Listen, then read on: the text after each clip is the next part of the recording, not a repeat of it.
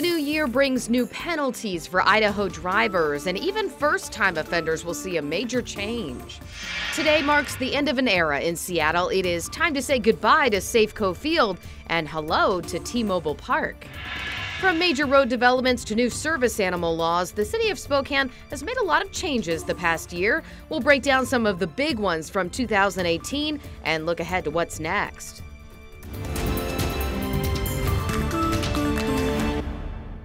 Good morning, everyone. 5 a.m. now on this Tuesday. Thanks so much for being with us for KREM 2 Morning News. I'm Brittany Bailey. Jen York is off this morning. Well, we want to begin the first day of the new year with the first look at our weather forecast. We will send things over to Evan Arani now in the Weather Center. Brittany, good morning. Happy New Year. We are seeing a pretty chilly start to our 2019, but we are seeing otherwise dry weather around the Northwest. Very similar day today as what we saw yesterday. Take a look at your current temperatures around the region. We are seeing 21 degrees in Colville, 17 in Mazama, 17 in St. Mary's, and 25 degrees in Spokane. These temperatures not going to warm up too much this afternoon. We're expecting maybe a 5-degree increase from the numbers that you're seeing on your screen right now. But again, Spokane not expected to make it past 31 degrees this afternoon. Satellite radar picking up on a couple light snow flurries passing through North Idaho. The thing to note on this is usually satellite radar in this setting picks up on very, very light snow flurry. So although it may look a little bit more intense from those showers passing through North Idaho, chances are these are producing nothing in terms of accumulation. So we haven't gotten any reports of that from the National Weather Service of any accumulating snow. Just a couple light flurries passing through. 12-hour forecast shows that most of the day will include partly cloudy skies. Temperatures making their way to just about that freezing point. Areas toward North Idaho expected to not even break that 30-degree marker, likely just hovering over 25 or between 28, 29 degrees. As the afternoon goes on. I'll throw things over to Amber Ruspashon. She's checking up on what the roads look like to start off 2019. Hi, Amber. Evan, good morning. Well, if anyone is about to start their morning commute, they should be good to go because I'm tracking clear conditions across the board. Not a lot going on right now, so you should be able to go normal speed on any of the major roadways, including I-90, so 60 miles per hour on both sides. I will keep an eye on the road in case anything else starts to develop, but for now, I will go ahead and send it back to the studio. Amber, thank you. Starting today in Idaho, all first-time DUI offenders will now be required to install an interlock device in their vehicles. Now, before, those devices were only required for repeat offenders. According to the AAA of Idaho, for most first-time DUI offenders, a first offense may just be their first time getting caught, but it is usually not their first time ever driving under the influence. The new penalty was backed by AAA, Mothers Against Drunk Driving, and Idaho state lawmakers. We saw one of the slowest starts to the Washington state snowpack in 30 years, but the state is finally back to near normal snow levels. Statewide mountain snowpack reached 94% of normal, according to the Washington State Department of Ecology. That is a big improvement since earlier this month when Washington sat at just 35% of normal. Most parts of the state experienced near normal to above normal temperatures and precipitation this fall, but the National Weather Service Climate Prediction Center predicted a 90% chance of an El Nino winter this year. That means a greater chance of warmer and drier conditions. Well, now that we have wrapped up 2018, we wanted to look back at the city of Spokane's biggest accomplishments and the areas still in need of some work. KREM 2's Amanda Rowley has a breakdown for us. The city of Spokane's list of highs and lows this year is, well, pretty long. So we'll take a look at the ones that stood out in 2018. Starting on a lighter note, we saw quite a few new things this year. After 5 months of construction, Monroe Street reopened. It was finished about 6 weeks ahead of schedule. And this month, the U District Gateway Bridge opened to pedestrians. And now Riverfront Park continues to see transformations, and one of which includes the Loof Carousel, which opened its new glass doors in the spring. The city also launched its new snow removal plan. Residents must now park on the odd side of the street, and full city plows are expected to take about 3 days to complete.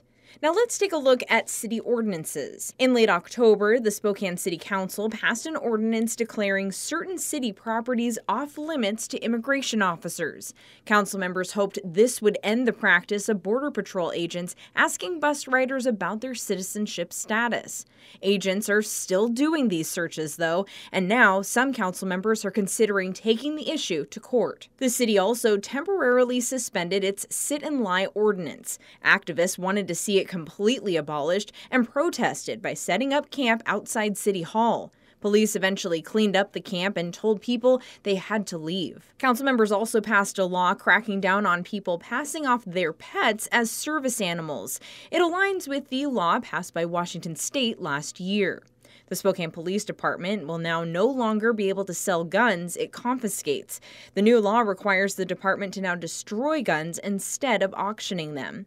And the department also released this year's crime rates. Turns out property crime fell across almost all categories in 2018 compared to 2017, but violent crime was up nearly 14%. Council President Ben Stuckert sent a statement looking back on the year. He says it was exciting to see the pedestrian bridge open and Monroe's new look. He adds in 2019, we need to work hard every day to address our housing shortage. The city is still working on addressing downtown parking, and it's still deciding if Lime bikes and e-scooters will come back.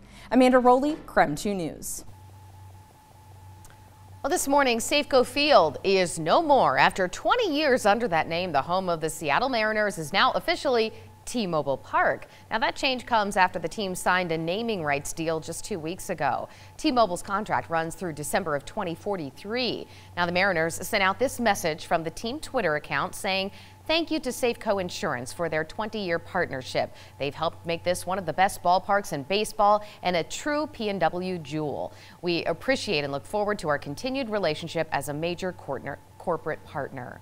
Most of the changes needed to transform Safeco Field into T-Mobile Park should be finished by opening day in March. The M's are set to take on the Boston Red Sox. The name change agreement included $135 million in public funding for ballpark improvements. That funding will come from lodging taxes.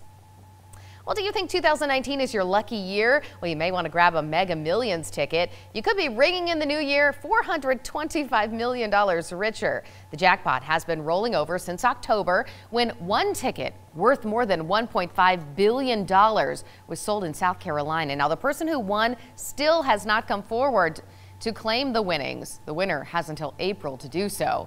Now again, the jackpot now stands at $425 million with a lump sum option of $254 million. The drawing is tonight. It will mark just the 5th time Mega Millions has held a drawing on New Year's Day. We now want to get you up to speed with your national headlines. We have a consumer alert for you this morning. The U.S. Department of Agriculture is recalling nearly 12,000 pounds of ready-to-eat poultry and meat sausage products. The products could be contaminated with pieces of metal and other foreign objects. The recalled products were produced by R.L. Ziegler Company.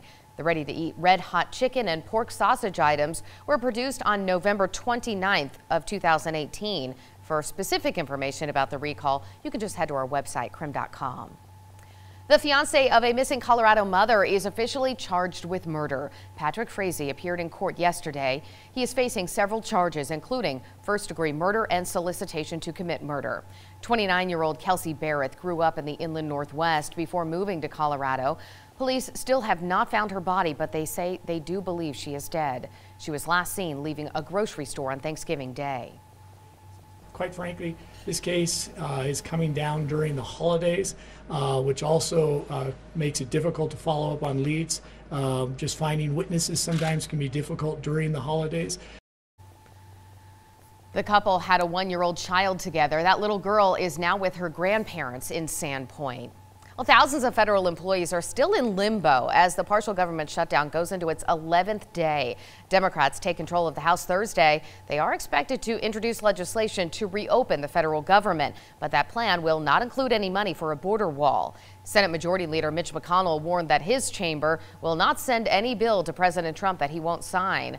Until a deal is reached, 1/4 of the federal government will stay closed, and 800,000 employees will either stay home or work without pay. North Korean leader Kim Jong-un renewed a pledge to denuclearize, and he says he is ready to meet again with President Donald Trump. Kim delivered the news in a live New Year's address. The 30-minute speech was also shown live on South Korean television. Our TechnoVerify team got a lot of questions in 2018 about everything from fake photos to presidential alerts. Jason Puckett has a Verified 2018 recap. Viral claims, political confusion, and a whole lot of fake photos. All year long, we've been verifying what's true and false, and here's a look at some of the biggest claims we've verified. Some of these were fairly easy to debunk. Astronauts didn't smuggle weed on board the International Space Station. Robots aren't looking this lifelike yet. Then there's falsehoods that take some more work. This message going around isn't leading to a sex trafficking site. We tested it, and that presidential alert earlier this year didn't give the government access to your location, camera, or microphone.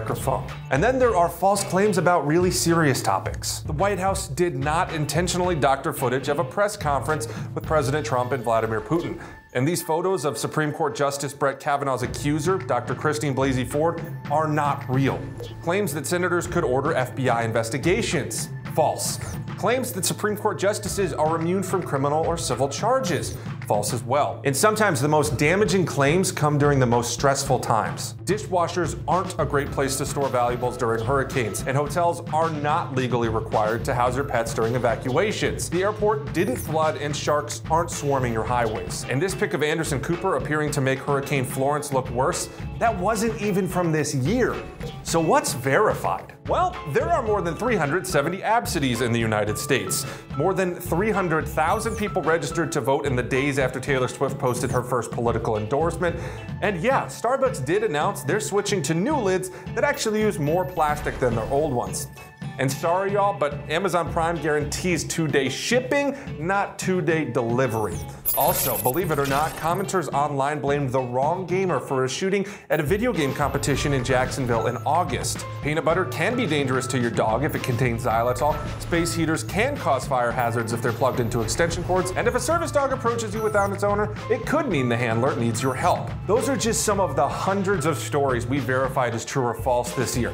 And going into 2019, we want to work with you. Make Verify a part of how you approach rumors and claims. Just send them in to us, we'll do the legwork and show you how we got the answers and hopefully clear up and verify what's true. With your Verify Year Recap, I'm Jason Puckett. Time now coming up on 512 on this Tuesday. Well, for the first time ever, two longtime tennis stars will play each other. We're talking about Serena Williams and Roger Federer. That big match goes down today. And you may remember yesterday we saw plenty of dry weather. Well, that is continuing on today, but there is a storm moving in the forecast. We'll tell you when to expect it coming up.